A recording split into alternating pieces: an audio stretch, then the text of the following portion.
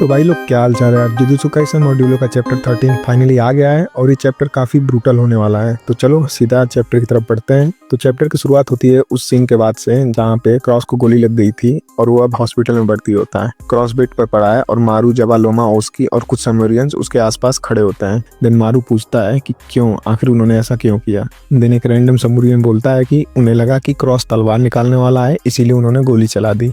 लेकिन मारू पूछता है कि क्या सच में क्रॉस तलवार निकालने वाला था। देन उसकी तुरंत बोलता है कि बिल्कुल नहीं, अगर क्रॉस सच में लड़ना चाहता तो उनकी इतनी औकात ही नहीं थी कि वो क्रॉस को छू भी पाते।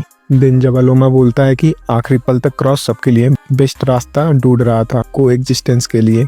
देन उसकी फट से टोकता है कि ऐसा मत बोलो जैसे वो मर चुका हो, अभी जिंदा है और इतनी आसानी से थोड़ी ना खत्म होने वाला है वो। तभी सीन शिफ्ट होता है जहाँ सुरुगी को सारी सिचुएशन बताई जा रही है, जहाँ पे एक लड़की बोलती है कि सॉरी मेरी रिवर्स कस्ट टेक्निक हैंडल नहीं कर पाई, उस कस्ट स्पीच का रिक्वायर बहुत ही ज्यादा था। फिर हमें दिखाया जाता है कि उसामी हॉस्पिटल के बेड पर क्रॉस जैसा ही पड़ा है लेकिन काफी बुरी हालत में। एंड सुरुगी शॉक्ड होता है और वो पूछता है कि ये कैसे, उसामी तो ग्रेड 1 का सॉर्सरर है। तभी वहाँ पे एक दूसरी लड़की होती है जो कि बोलती है कि मैं भी तो ग्रेड 1 की सॉर्सरर हूँ, पर अगर मेरा कभी दाबुरा से सामना हुआ तो मैं सीधे भाग जाऊँ या शायद अपनी जान ही दे दूंगी। भाई यहाँ पे तुम लोग नोटिस कर रहे हो दाबुरा बिल्कुल सुखना लेवल का थ्रेट है। आई मीन उसकी प्रेजेंस से ही सबकी इतनी फट जा रही है। सोचो ग्रेड 1 के सॉर्सरर तक की भी हालत खराब है। देन वो बोलती है कि दाबुरा की पावर इतनी ज्यादा है कि तुम उसे सॉर्सरर रैंकिंग सिस्टम के हिसाब से नाप ही नहीं सकते, वो चलता फिरता तबाही है। और अब सीन कट होता है लास्ट चैप्टर वाले मोमेंट पर जहाँ पे क्रॉस को गोली लगी थी और दाबुरा वहाँ पे आया था। देन दाबुरा वहाँ पे आके बोलता है कि तुम लोग क्या कर रहे हो, और उसकी आवाज से सबकी फट के चार हो जाती है। और इस मोमेंट पर मुझे तो सुकुना की याद आ गई, जहाँ सुकुना ने ऐसे ही खतरनाक वाइब में बोला था कि कोई भी अपनी जगह से हिला तो मैं उसे मार दूंगा। खैर अब यहाँ उसामी चिल्ला के बोलता है कि कोई नहीं हिलेगा। यहाँ पे याकामुरा की भी फट के चार हो गई होती है जिसने क्रॉस पे गोली चलाई होती है, और वो दाबुरा को देख के सोचता है कि उसामी भाई तुम्हें बोलने की जरूरत ही क्या है, इतने खतरनाक मॉन्स्टर के सामने कौन ही हिलेगा। यहाँ पे दाबुरा के सामने जो लोगों के मन में फियर है ना, लिटरली तुम उसको फील कर सकते हो भाई।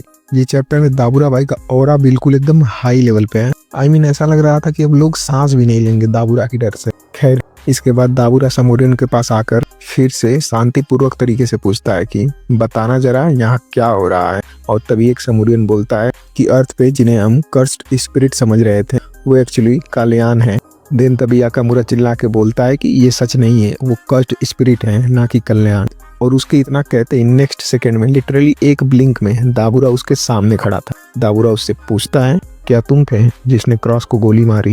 इतना देखते ही याकामुरा की फट के चार हो जाती है। यहाँ पे सिचुएशन काफी टेंस होती है जिसको हैंडल करने के लिए उसामी कर्स्ड स्पीच यूज करता है, बट भाई दाबुरा को इससे कुछ फर्क ही नहीं पड़ता, उसके ऊपर ये इफेक्ट ही नहीं करता है। और उसामी के बोलते ही इतने देर में ही याकामुरा का हाथ उखड़ चुका होता है, और ये सब कुछ इतनी स्पीड से हुआ कि किसी को कुछ पता ही नहीं चला था। जहाँ पे उसामी की भी थोड़ी फट जाती है, वो बोलता है कि ये तो काफी तेज है। उसामी का गला भी कर्स्ड स्पीच के रिकॉइल से लिटरली फट चुका होता है। वो सोच रहा था कि मैंने सिर्फ डोंट मूव बोला था और बैकलैश इतना भयानक हुआ। उसामी की कर्स्ड स्पीच उसामी को ही घायल कर देती है, जबकि दाबुरा को कोई फर्क ही नहीं पड़ा होता इससे। दिन तभी जवालोमा बोलता है कि दाबुरा प्लीज खुद पे काबू रखो। और भाई इतना सब कुछ करते हुए दाबुरा बिल्कुल काम होता है, उसके चेहरे पे कुछ डर ही नहीं होता किसी चीज का। और दाबुरा फिर पूछता है तो ये थी तुम्हारी अर्थ की जुजुत्सु टेक्निक। देन उसामी को देख के बोलता है कि लगता है तुम्हें तकलीफ हो रही है। देन वहीं पे ह्यूमन सोच रहे हैं कि दाबुरा इतनी आसानी से कर्स्ड स्पीच को इग्नोर करके मूव कैसे कर रहा है। जहाँ पे हमें पता चलता है कि दाबुरा जितना ज़्यादा मूव करेगा उतना ज़्यादा ही उसामी का गला हर्ट होगा। देन उसामी रोते हुए दाबुरा से बोलता है कि प्लीज़ हमको माफ़ कर दो, जो हमने क्रॉस के साथ किया उसके लिए हमें माफ़ कर दो, हम काफ़ी शर्मिंदा हैं, प्लीज़ हमें माफ़ कर दो, मैं तुमसे भीख मांग रहा हूँ, सिर्फ एक मौका दे दो हमें। और ये सब बोलते हुए उसके मुंह से ब्लड भी गिर रहा होता है। दिन दाबुरा कामी बोलता है कि क्रॉस मर जाएगा, वो उन घावों के साथ ज़्यादा देर तक जिंदा नहीं रह पाएगा। दिन उसामी बोलता है कि प्लीज़ हमें एक मौका दो, शायद हम उसे ठीक कर सकें। दिन यहाँ दाबुरा बोलता है कि 12-13 या जितने भी तुम लोग हो, तुम सबकी जान भी क्रॉस के बदले काफ़ी नहीं है। दाबुरा बोलता है कि उसे कुछ हुआ तो मैं सबको मार दूंगा और तुम सबके सब ऑर्डिनेट्स की भी जान ले लूंगा। इतना सब सुन के भाई जो वहाँ के ह्यूमन सॉर्सरर्स होते हैं उनकी फट गई होती है। एंड देन स्वामी बोलता है कि प्लीज कुछ तो दया दिखाओ, तुम सिर्फ मेरी जान ले लो, उनको छोड़ दो। एंड देन उसामी के मुंह से इतनी बात सुनते ही दाबुरा को एक मोमेंट के लिए कोई याद आता है, वो होता है दौरा। वो थोड़ी देर रुकता है, फिर टर्न होके बोलता है जावालोमा अब चलते हैं। भाई ये सीन बिल्कुल गोजो और गेटो की याद दिलाता है। I mean, जैसे वो दोनों बेस्ट फ्रेंड थे वैसे ही दाबुरा और दौरा भी हैं। एंड देन जावालोमा बोलता है ठीक है अब चलते हैं। देन दाबुरा जाते जाते बस इतना बोलता है कि फिर से वही कल्याण, फिर से वही गलती जो हमारे प्लेनेट पे हुई थी। फिर हमें यहाँ पे एक क्लियर मैसेज दिखाया जाता है जो कि समोरियन रिप्रेजेंटेटिव का होता है कि हम रिक्वेस्ट करते हैं कि जापानीज गवर्नमेंट कस्ट स्पिरिट को मारना बंद कर दे और उनकी सेफ्टी भी इंश्योर करे। दिन सीन कट होता है ह्यूमन गवर्नमेंट्स पे, जहाँ एक लड़की कहती है कि हम ये कर ही नहीं सकते, नहीं तो कस्ट स्पिरिट टोक्यो से बाहर आने लगेंगी। तो वहाँ पे एक आदमी पूछता है कि क्या टोक्यो का बैरियर्स इतना वीक है। देन वो लड़की बोलती है कि इस बैरियर से अगर ग्रेड 2 के अपर कर्सेस भाग गए तो दोबारा शिबुया जैसी हालत हो सकती है। देन तभी एक बुड्ढा बोलता है कि याकामारू उस इडियट ने क्रॉस को गोली मारी, हम क्रॉस को यहाँ ट्रीट क्यों नहीं कर सकते हैं। देन वहाँ पे वो लड़की बोलती है कि देखिए सॉर्सरर्स टफ होते हैं पर टिश्यू लॉस या वाइटल ऑर्गन डैमेज ऐसा कुछ अगर क्रॉस के ऑर्गन के साथ भी हुआ हो तो मैं कुछ नहीं कर पाऊंगी। और अगर हम ठीक करने की कोशिश भी करते हैं जिनकी वजह से वो हर्ट हो जाता है तो समोरियन सोचेंगे कि हमने ये सब प्लान किया था और उल्टा डाउट हम पर ही आ जाएगा। यहाँ पे ये लोग काफी चिंतित होते हैं जहाँ पे ये लोग याकामारू को ही गाली दे रहे होते हैं। फिर वो लड़की बोलती है कि ग्रेट प्यूरिफिकेशन रिचुअल जो है वो सस्पेंड हो गया है और हमारे पास ज्यादा से ज्यादा 1 महीना है। फिर सीन शिफ्ट होता है 1 महीना बाद दिसंबर 2086 में, जहाँ पे 2 ह्यूमंस को रात में दिखाया जाता है और वो दोनों बात कर रहे होते हैं कि रात में कस्ट स्पिरिट से पंगा लेना काफी डेंजरस है पर हम कर भी क्या सकते हैं, यही हमारा आखिरी महीना भी है। देन सीन शिफ्ट होता है समोरियन स्पेसशिप पे, जहाँ पे उसकी आंखें बंद करके कस्ट स्पिरिट को फील कर रहा होता है। एंड देन उसके तीसरी आंख से फिर आंसू आने लगता है और वो बोलता है कि मैं कस्ट स्पिरिट्स की चीख सुन सकता हूँ, ह्यूमन सीक्रेटली कर्सेस को मार रहे हैं।